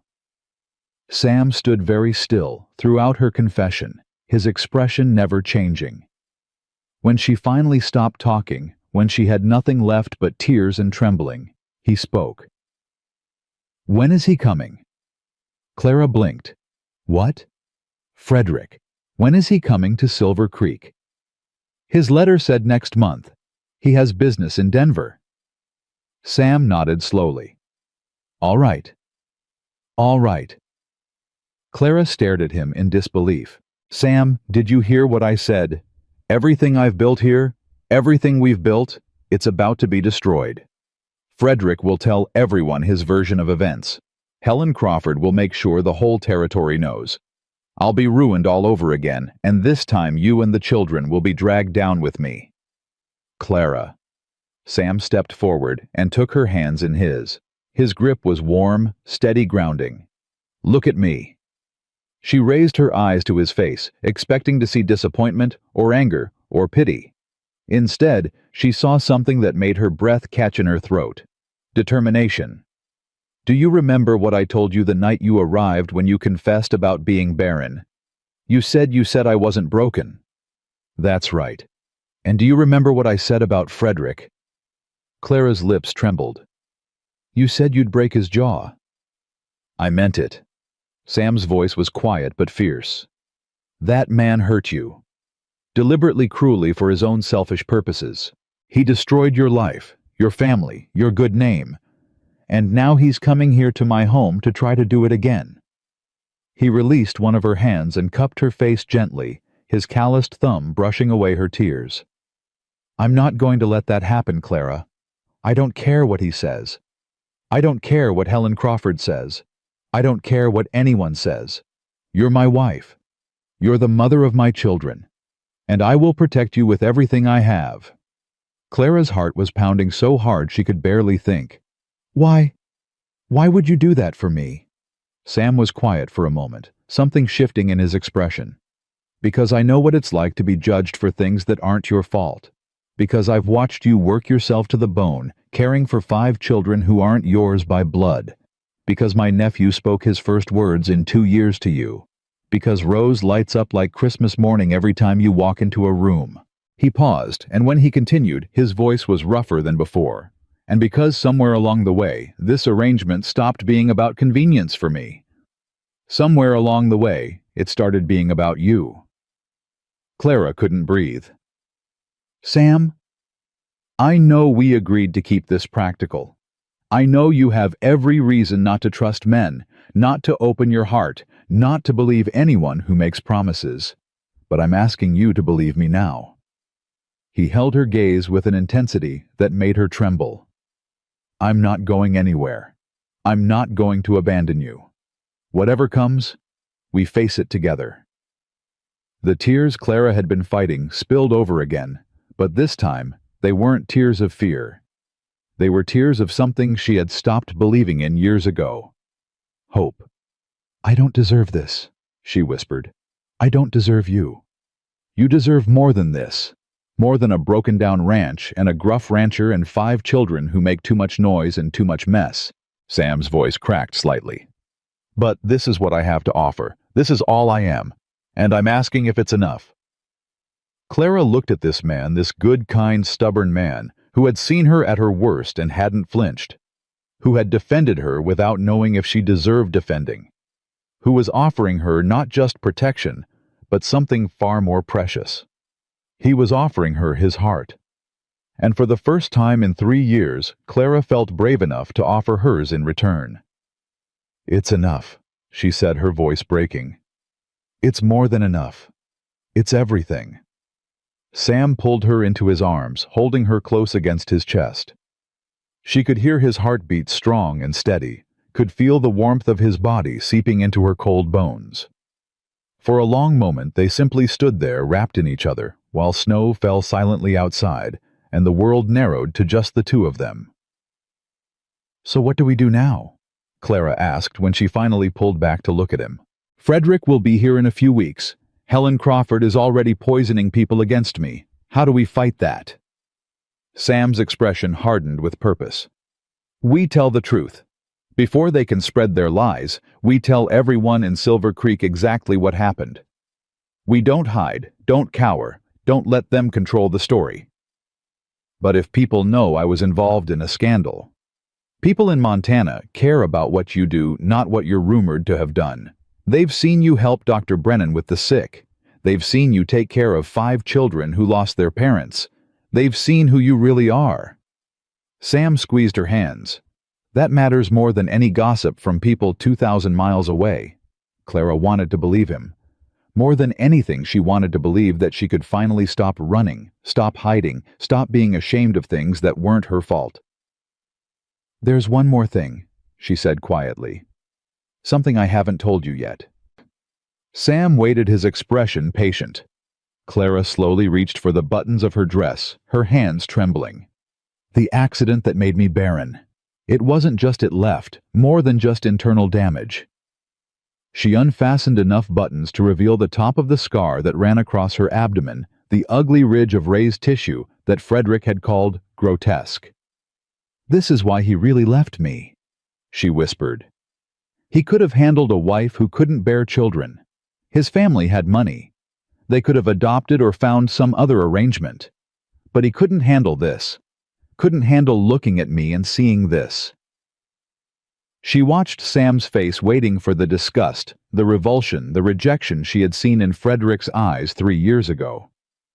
Instead, Sam reached out and touched the scar gently, reverently, like it was something precious rather than something shameful. "Does it hurt?" Clara blinked, thrown off by the unexpected question. "Not anymore. It's just ugly. It's proof that you survived." Sam's voice was firm. "It's proof that you went through something terrible and came out the other side. There's nothing ugly about that." He released her and stepped back, giving her space to refasten her buttons, but his eyes never left hers. "I've got scars too, Clara. Every person who's lived a real life has scars. They're not something to be ashamed of. They're something to be proud of." Clara felt something shift inside her, something that had been clenched tight for 3 years, finally beginning to loosen. This man saw her scars, both visible and invisible, and he wasn't running away. He was standing right there, steady as a rock, offering her everything she had been afraid to hope for. "I love you," she whispered, the words escaping before she could stop them. "I know we agreed this was just an arrangement, and I know it's only been a few weeks, and I know I have no right to say this, but I love you, Sam Holloway. I love your kindness and your stubbornness, and the way you are with those children.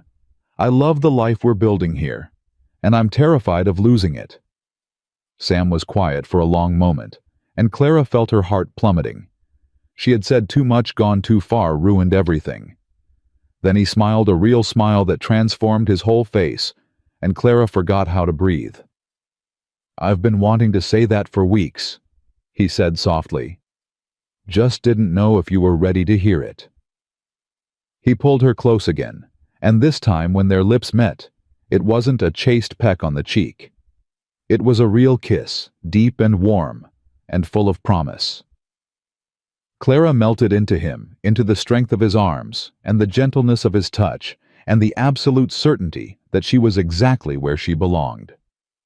When they finally broke apart, both breathless Sam rested his forehead against hers.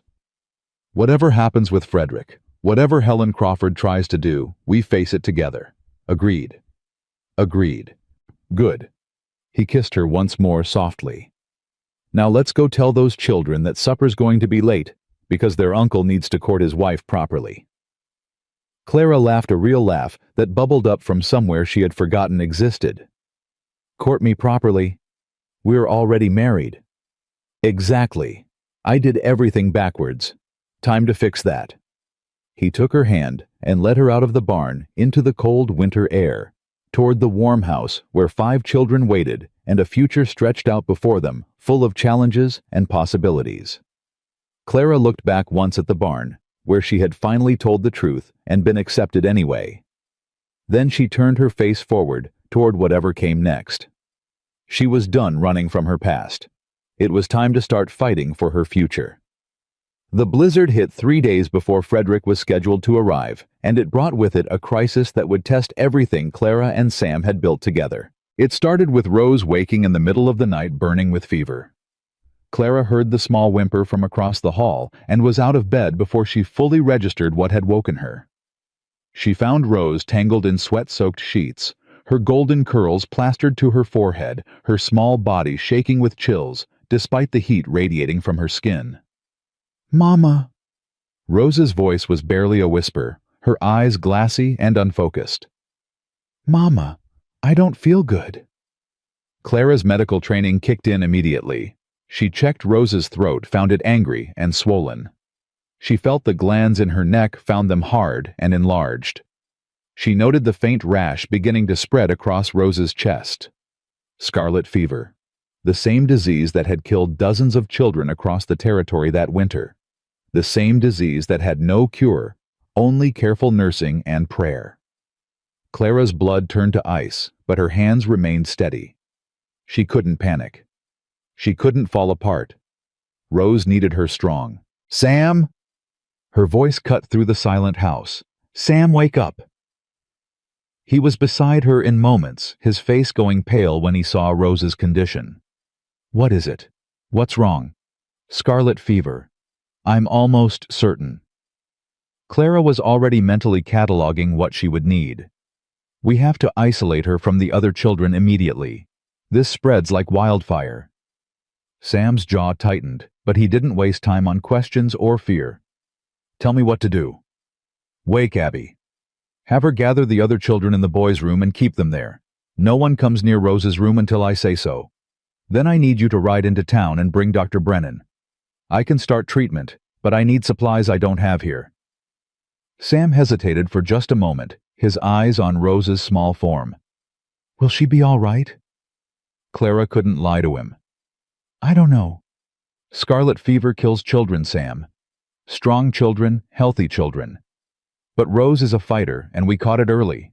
That counts for something." He nodded once, pressed a kiss to Rose's burning forehead, and was gone. The next few hours blurred together in Clara's memory.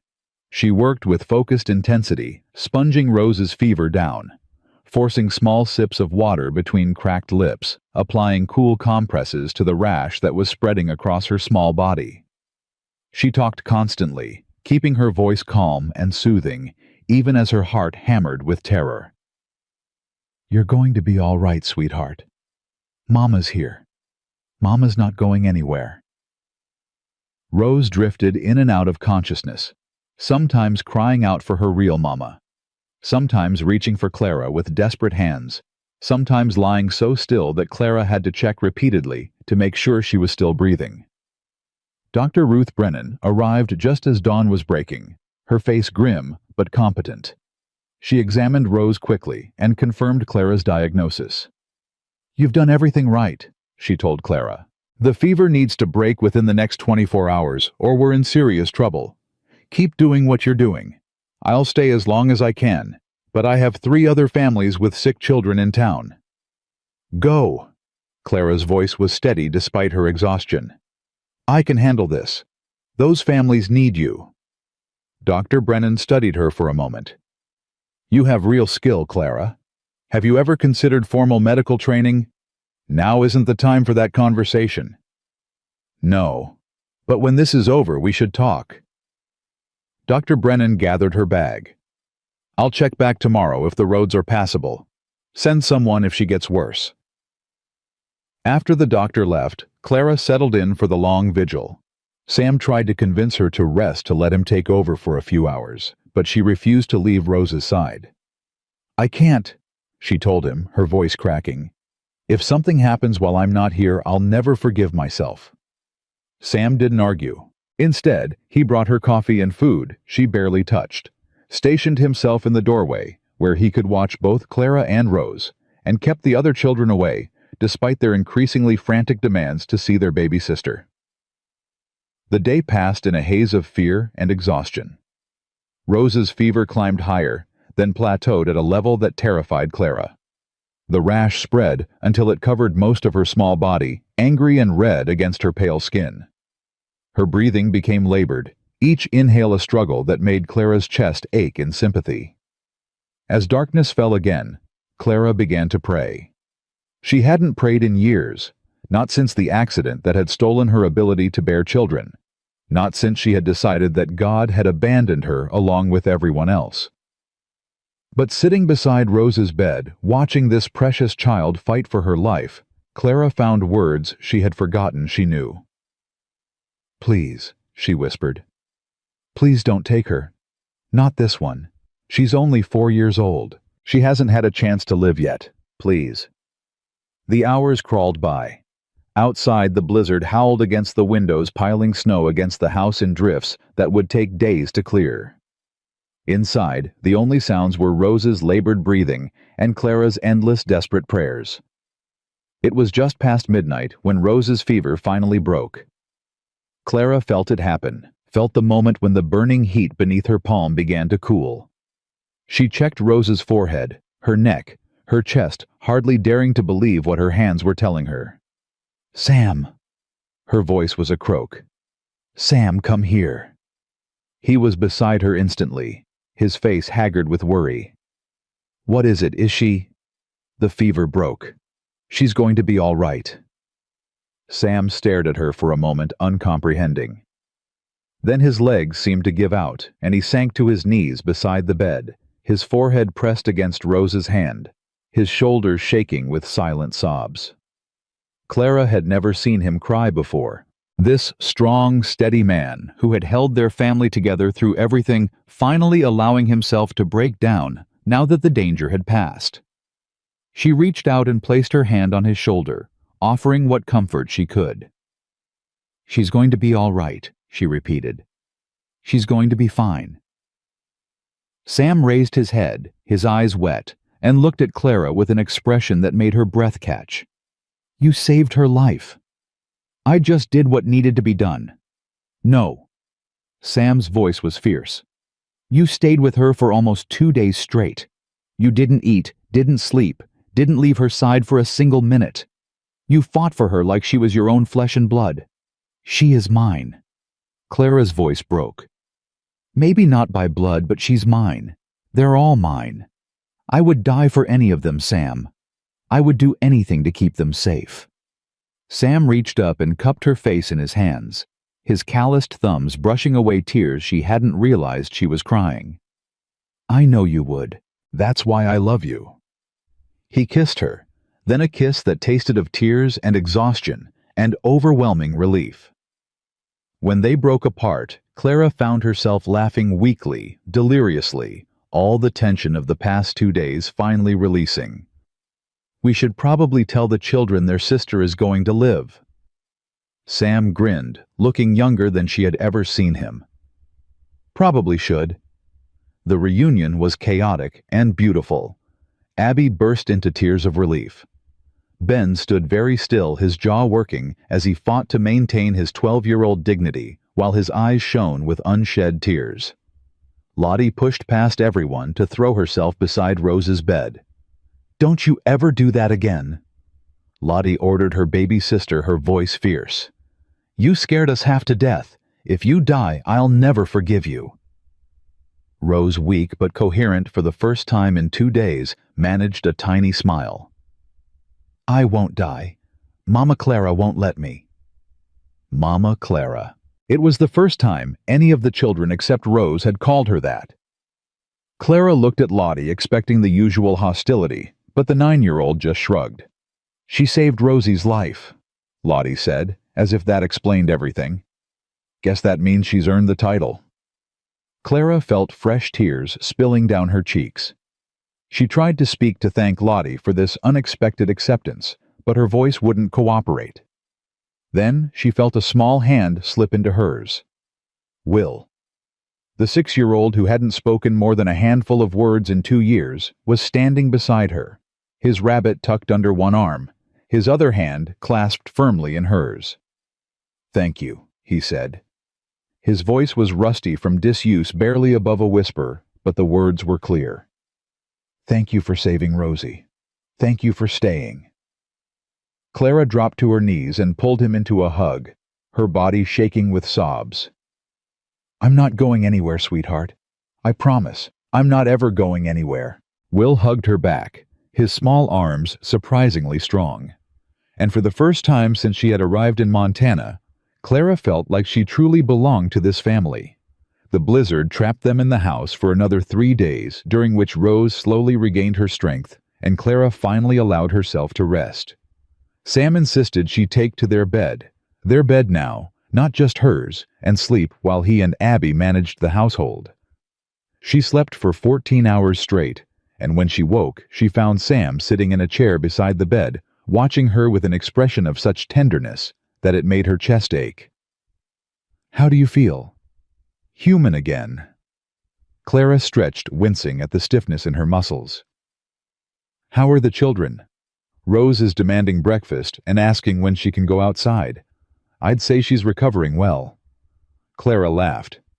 "That sounds like Rose." Sam's expression sobered.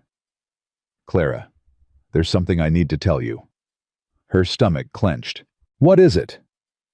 "The blizzard closed the roads for almost a week. Nothing got through, not mail, not travelers, nothing." He paused. "Frederick's letter said he'd be here by now. If he tried to come during the storm..." Clara understood immediately. He might not have made it. Or he might have turned back. Or he might be waiting in Denver for the roads to clear. Sam took her hand. "Either way, we have a little more time. Time to prepare to decide how we want to handle this." Clara considered this for a moment. A week ago, the thought of Frederick's arrival had filled her with terror. Now, after everything that had happened after saving Rose's life and earning the children's acceptance and building something real with Sam, she felt differently. "I'm not afraid of him anymore." Sam raised an eyebrow. No, he can come. He can say whatever he wants. He can try to destroy me all over again." Clara's voice was steady, strong. "But I'm not the same person who ran away from Philadelphia 3 years ago. I'm not alone anymore. I have a family, a home, people who love me. Nothing he says can take that away." Sam squeezed her hand. "That's my girl." The roads cleared 2 days later, and with them came news from town. Dr. Brennan sent word that the scarlet fever outbreak was subsiding with only 2 deaths among the children who had been infected. A miracle, she called it, given how deadly the disease could be. And there was other news. A fancy Eastern gentleman had arrived in Denver just before the blizzard hit, asking questions about Silver Creek and the Holloway Ranch. He had been stranded in the city during the storm and was expected to arrive within the week. Frederick was coming. Clara received this news calmly, though her heart beat a little faster. She had meant what she told Sam. She wasn't afraid anymore. But that didn't mean she was looking forward to facing the man who had destroyed her life. The day before Frederick was expected to arrive, Clara gathered all 5 children in the parlor. Sam stood beside her, his hand warm on her shoulder, lending her strength. "I need to tell you all something," Clara began. "Something about my past, about why I came to Montana, about who I was before I became your mother." The children listened in silence as Clara told her story. She told them about Frederick, about the accident, about the lies his family had spread to destroy her reputation. She told them about running away, about answering Sam's advertisement, about being so desperate for a fresh start that she had been willing to marry a stranger. She told them about the fear she had carried every day, the fear that they would find out and reject her, the fear that she wasn't good enough to be their mother. When she finished, Abby spoke first. "That man sounds awful." "He is, and he's coming here to our home." "Yes." Abby's expression hardened with a fierceness that reminded Clara of Sam. "What do you need us to do?" Clara blinked. "What?" "You're our mother," Abby said simply. "You saved Rose's life. You helped Will find his voice again. You've taken care of all of us better than anyone since our real parents died. If this Frederick person thinks he can come here and hurt you, he's got another thing coming." Ben nodded in agreement.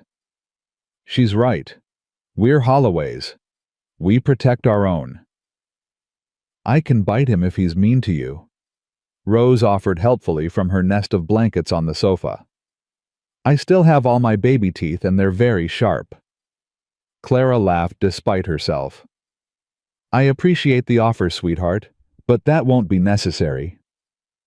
Lottie had been silent throughout Clara's story, her expression unreadable. Now she stood up and walked over to Clara, her green eyes intense.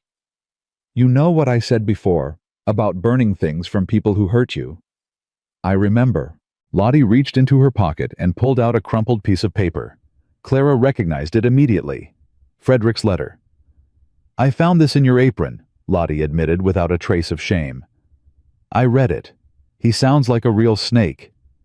"Charlotte, I think we should burn it, together, like a ceremony or something, to show that his words don't have power over you anymore."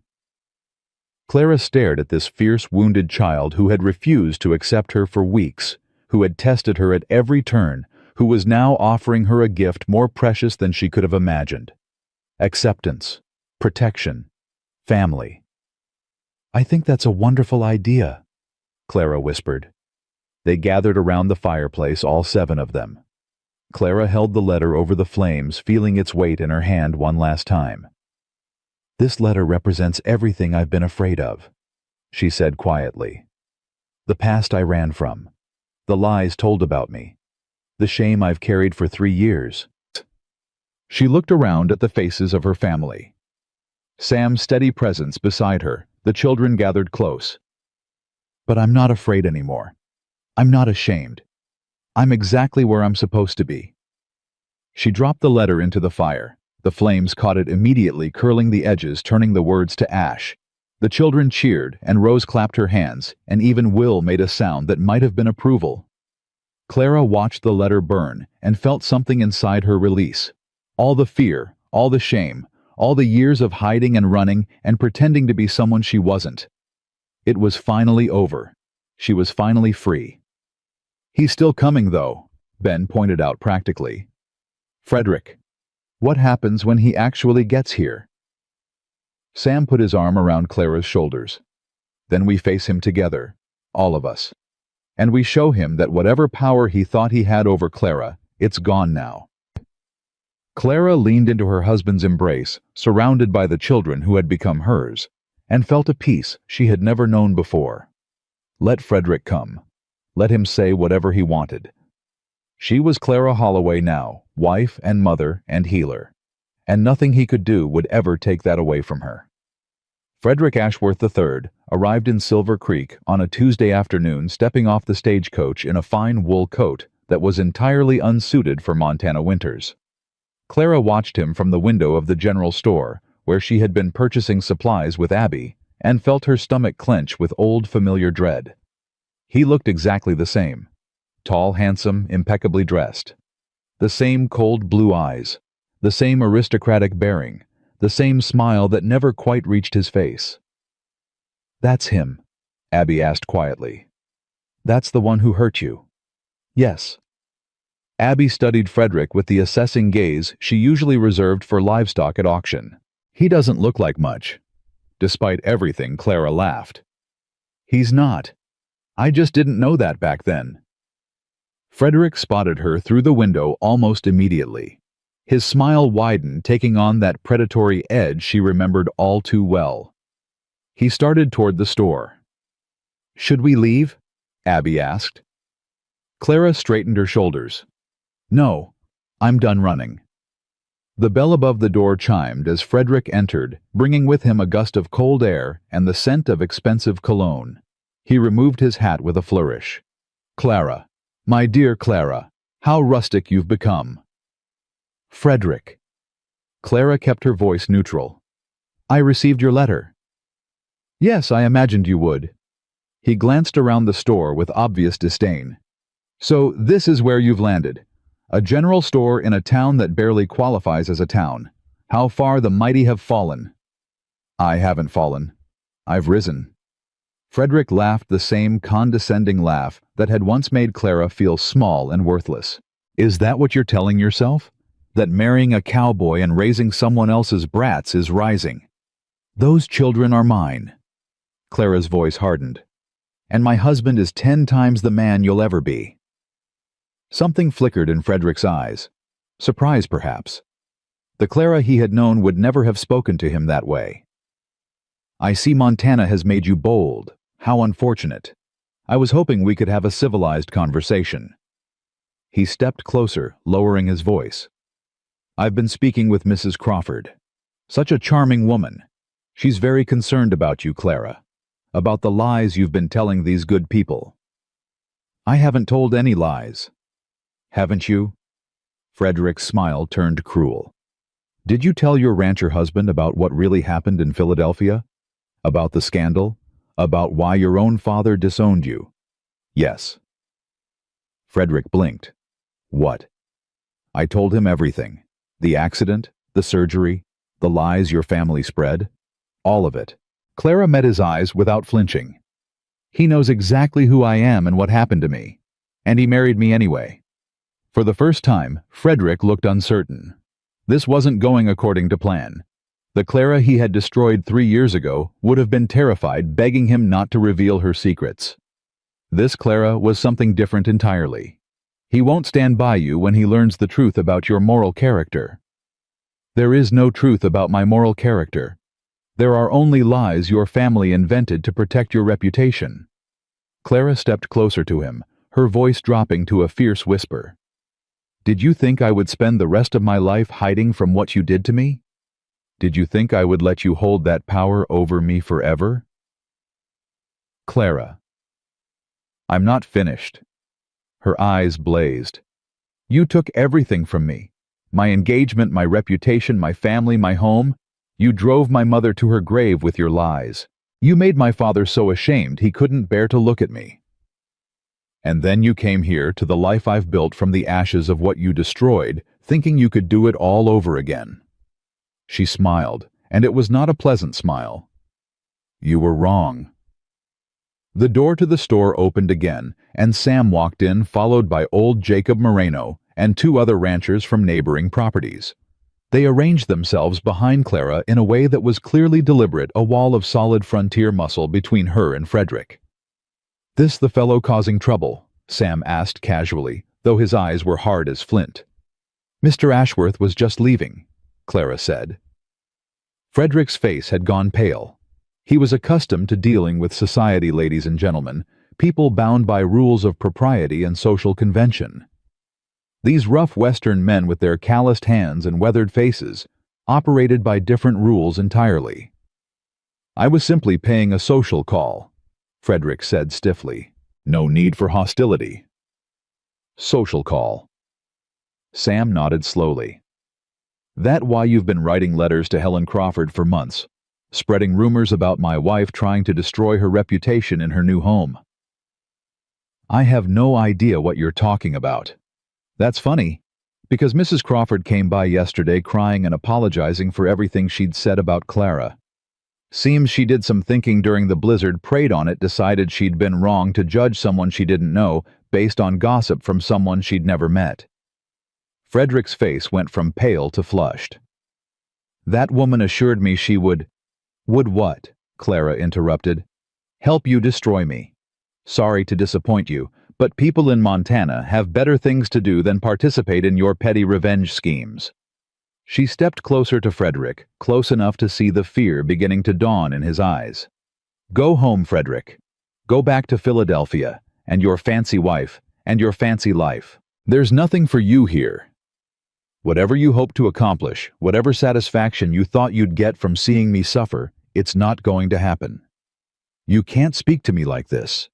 "I just did." Clara's voice was calm, certain. "And if you ever contact me again, if you ever try to interfere in my life again, I will make sure everyone in Philadelphia society knows exactly what kind of man you are. The kind who abandons his fiancée because of a medical condition she couldn't control. The kind who spreads lies about an innocent woman to protect his own reputation. The kind who can't stand to see someone he hurt find happiness without him." Frederick stared at her, and Clara saw the moment he realized he had lost. Whatever power he had once held over her was gone. She was no longer the broken woman who had fled Philadelphia in disgrace. She was someone new, someone stronger, someone he couldn't touch. "This isn't over," he said, but his voice lacked conviction. "Yes, it is." Clara turned her back on him, the ultimate dismissal. "Sam, would you mind escorting Mr. Ashworth to the stagecoach station? I believe the next coach leaves in an hour, and he'll want to be on it." Sam smiled a smile that promised violence if Frederick gave him any reason at all. "Be my pleasure."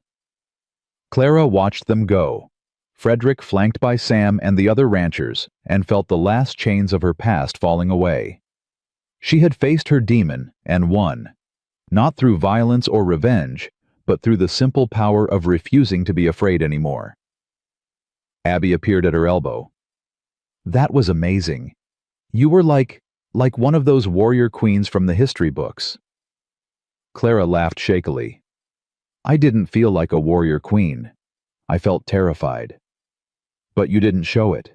You stood there, and you fought back, and you won." Abby's voice was awed. "I want to be like that someday, strong like that." Clara put her arm around her stepdaughter. "You already are, sweetheart. You've been strong since the day your parents died. You held your family together when most girls your age would have fallen apart. That's real strength." Abby leaned into her embrace, and Clara felt the last of the girl's walls crumbling.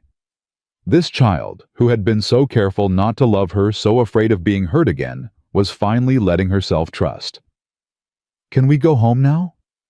Abby asked quietly. "I want to tell the others what happened, Ben especially. He was worried about you." "Yes." Clara smiled. "Let's go home." Home. Such a simple word, but it meant everything now. Home was the ranch with its drafty windows and cramped rooms. Home was 5 children who called her mother. Home was Sam, who had stood beside her without hesitation, who had loved her despite knowing all her secrets and scars. Home was where she belonged, and nothing not Frederick Ashworth or Helen Crawford or anyone else could ever take that away from her again. Spring came slowly to Montana, melting the snow in patches and turning the frozen ground to mud. Clara stood on the porch of the Holloway Ranch, watching the children play in the yard, and marveled at how much had changed in the 4 months since she had stepped off that train into a blizzard. Rose was chasing Will through puddles, her golden curls bouncing her laughter, ringing across the valley like bells. Will was laughing too. Actually laughing, his voice growing stronger every day as he gradually found the words that had been locked inside him for so long. Ben sat on the fence reading a book, but Clara noticed how he looked up every few minutes to check on his siblings, the protective instinct never quite leaving him, even as he learned to be a child again. Lottie was helping Abby hang laundry, the 2 sisters working together with an ease that would have been impossible months ago. Beautiful sight, ain't it? Clara turned to find Sam beside her, his shoulder brushing against hers in the casual intimacy they had developed. She leaned into him, drawing warmth from his solid presence. "It's the most beautiful thing I've ever seen." Sam wrapped his arm around her waist, pulling her close. "You know, when I put that advertisement in the paper, I was just hoping for someone who could cook and clean and keep the children out of trouble. Never imagined I'd end up with all this." "All what?" "This." He gestured at the scene before them. "A real family. Kids who are healing. A wife I actually love instead of just tolerate." He pressed a kiss to her temple. "You changed everything, Clara. Everything." Clara felt tears prickle at her eyes, the happy kind she still wasn't entirely used to. "You changed everything for me, too. You gave me a home when I thought I'd never have one. You loved me when I thought I was unlovable." "You were never unlovable. You just hadn't found the right people yet." They stood together in comfortable silence, watching their children until Abby called out that dinner was ready. The evening meal had become Clara's favorite time of day, when all 7 of them gathered around the table and shared stories about what they had done, what they had learned, what they were hoping for. Tonight, Ben announced that he wanted to become a doctor someday. "Like you, Mama Clara. I want to help people who are sick." Clara's heart swelled. "I think you'd make a wonderful Dr. Ben." "Dr. Brennan said I could start helping at her clinic this summer," he continued eagerly. "Just small things, cleaning instruments and organizing supplies. But it's a start. It's more than a start. It's the beginning of something important." Lottie, not to be outdone, declared that she was going to be a horse trainer. "Old Jacob says I have a gift. He says I understand horses better than most grown men." "That's because you're as stubborn as they are." Will piped up, then clapped his hand over his mouth, surprised by his own boldness. The table went silent for a moment. Then Lottie burst out laughing, and everyone joined in the sound, filling the small farmhouse with warmth and joy. "Will made a joke," Rose announced gleefully. "Will talked and made a joke." Will's cheeks flushed red, but he was smiling, really smiling in a way Clara hadn't seen since she arrived. She reached over and squeezed his hand. "That was a very good joke, sweetheart." After dinner, while Abby and Lottie cleaned up and Ben took the younger children upstairs for bed, Sam caught Clara's hand and led her out to the porch. The evening air was cool but not cold, carrying the scent of spring growth and new beginnings. "I have something for you," Sam said, reaching into his pocket. He pulled out a small box, weathered with age. Inside was a ring, simple but beautiful, a gold band with a small diamond that caught the fading light. "This was my grandmother's, then my mother's, then Lydia's." Sam's voice grew rough.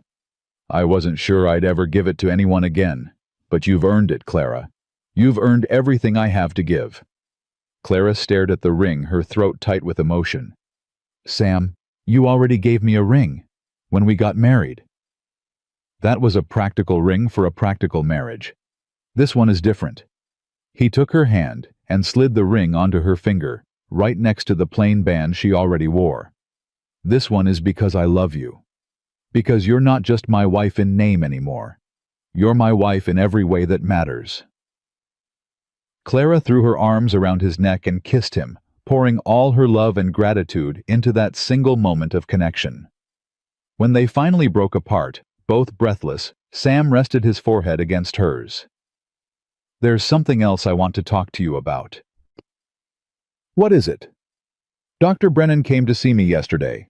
Said she's getting too old to handle all the medical work in the territory by herself.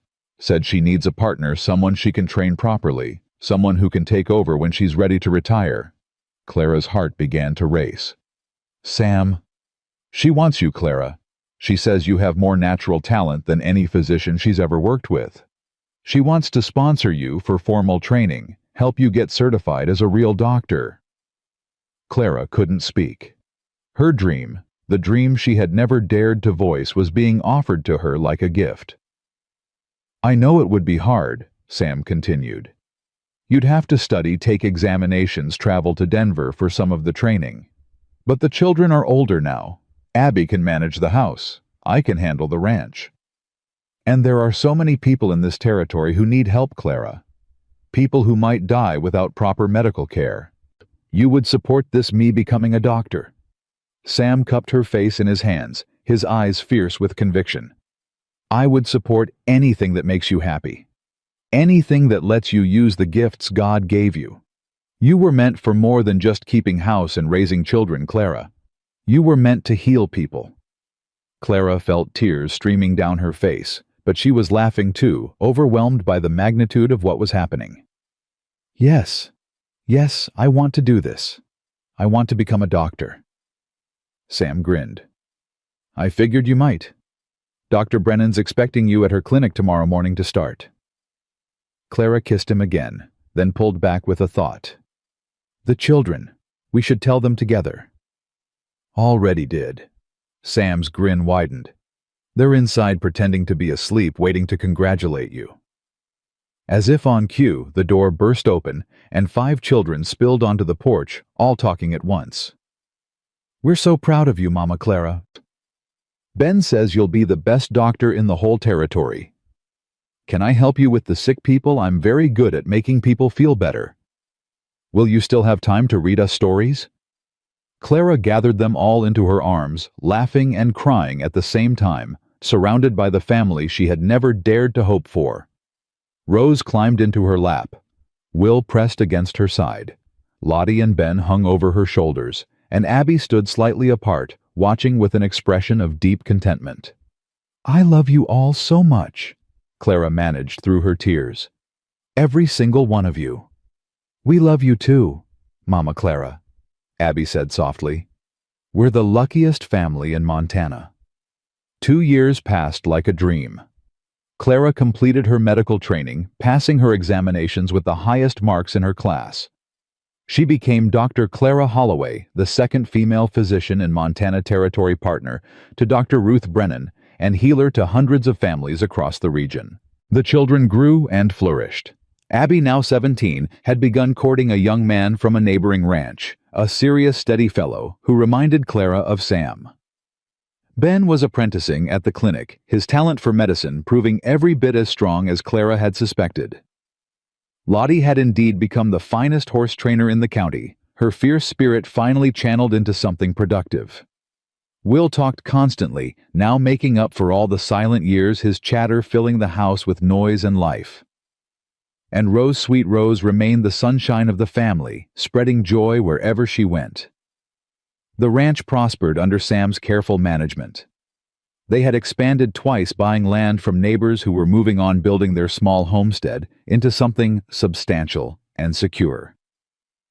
The Holloway name meant something in Silver Creek, now a name associated with hard work, integrity, and compassion. Helen Crawford had moved away the spring after Frederick's visit, unable to face the community she had tried to turn against Clara. Frederick himself had faded into obscurity, his fancy life in Philadelphia continuing without any further attempt to interfere with Clara's happiness. Clara's father had written once a stiff formal letter expressing regret for how things had ended between them. Clara had written back equally formal, accepting his apology, but making clear that her life was in Montana now. They exchanged occasional letters after that, slowly rebuilding a relationship that would never be what it once was, but was better than nothing. On the second anniversary of Clara's arrival in Silver Creek, the family gathered for a celebration dinner. The table was crowded now, with Abby's young man joining them, and Dr. Brennan and old Jacob Moreno and several other friends and neighbors who had become like extended family. Sam stood to make a toast, his glass raised high. 2 years ago, a stranger stepped off a train in the middle of a blizzard. She was scared and alone, and carrying secrets she thought would destroy her. She didn't know what she was walking into, and honestly, neither did I. He looked at Clara, his eyes soft with love. But that stranger became my wife. She became a mother to 5 children who desperately needed one. She became a healer to this entire territory. She became the heart of this family and this community. His voice grew rough with emotion. I put an advertisement in a newspaper because I was desperate. I got a miracle instead. To Clara, the best thing that ever happened to any of us. To Clara. The table echoed, glasses raised. Clara stood to respond, looking around at all the faces she loved. When I got on that train in Philadelphia, I was running away. Running from shame, from rejection, from a life that had fallen apart. I thought I was coming to Montana to hide, to survive, to just get through whatever years I had left. She reached down and took Sam's hand. I didn't expect to find love. I didn't expect to find a family. I didn't expect to find my calling. I didn't expect to find myself. Her gaze moved across the children, each one precious, each one a gift. But that's what I found here. All of it. Everything I thought I had lost, everything I thought I could never have. It was waiting for me in this place, with these people. Clara raised her glass. To family. Not the kind you're born into, but the kind you choose. The kind that chooses you back. To family, the table responded. Later that night, after the guests had gone and the children were in bed, Clara and Sam sat together on the porch, as they had done countless times over the past 2 years. The stars blazed overhead, more stars than Clara had ever seen in Philadelphia, and the mountains rose around them like silent guardians. Any regrets? Sam asked, his arm around her shoulders. Clara considered the question seriously. She thought about the scar across her abdomen, the one that had once seemed like a mark of shame. She thought about the children she would never bear from her own body. She thought about the life she had left behind, the society that had rejected her, the people who had called her damaged goods. Then she thought about Will's laughter, about Rose calling her mama, about Lottie finally learning to trust, about Ben and his dreams of becoming a doctor, about Abby growing into a remarkable young woman. She thought about the patients she had helped, the lives she had saved, the difference she was making in this territory. She thought about Sam, steady and strong, loving her exactly as she was. No, she said firmly. Not a single one. Sam pressed a kiss to her hair. Good answer.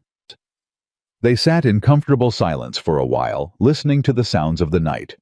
The rustle of wind through the pines, the distant lowing of cattle, the peaceful breathing of a house full of sleeping children.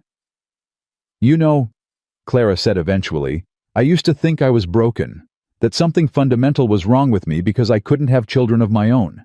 I thought that made me less than other women, unworthy of love, unworthy of family. And now I know that was never true. Family isn't about blood. It isn't about biology. It's about showing up every day, choosing to love, even when it's hard, building something together that's bigger than any of us alone. She turned to look at Sam, her eyes shining with certainty. I have 5 children. 5 beautiful, complicated, wonderful children. I didn't birth them, but I love them. I didn't make them, but I'm helping shape who they become. That's motherhood. That's family. That's everything. Sam pulled her closer. You're the best mother those children could have asked for. And you're the best husband I could have asked for. Clara smiled. Even if you did buy me from a newspaper. Sam laughed. Best investment I ever made. Clara laughed with him, the sound carrying across the quiet valley, mingling with the wind and the stars and the vast Montana sky. She leaned her head against his shoulder and breathed in the scent of home. Home. Family. Love. Purpose. 4 years ago, she had been a broken woman fleeing Philadelphia in disgrace, carrying a secret she thought would destroy any chance of happiness. She had been convinced that her inability to bear children made her worthless, that her scars made her unlovable, that her past would always define her future.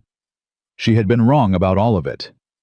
The mail-order bride, who couldn't bear children, had become a mother to 5.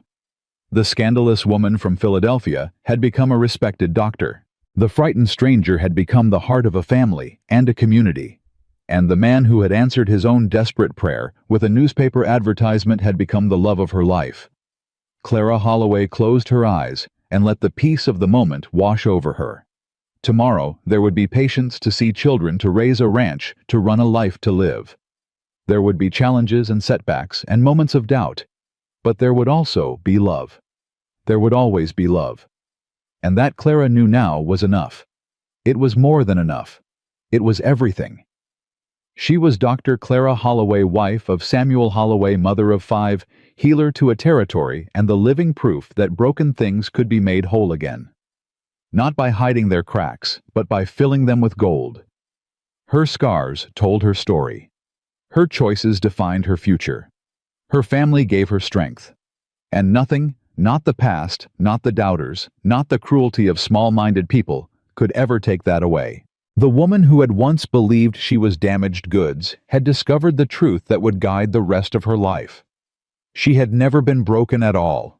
She had simply been waiting to bloom. Up next, you've got 2 more incredible stories waiting for you right on your screen. If this one touched your heart, you won't want to miss what's coming. Just click and discover what happens when love finds you in the most unexpected places. And don't forget to subscribe and turn on that notification bell so you never miss an upload from us. We'll see you in the next story.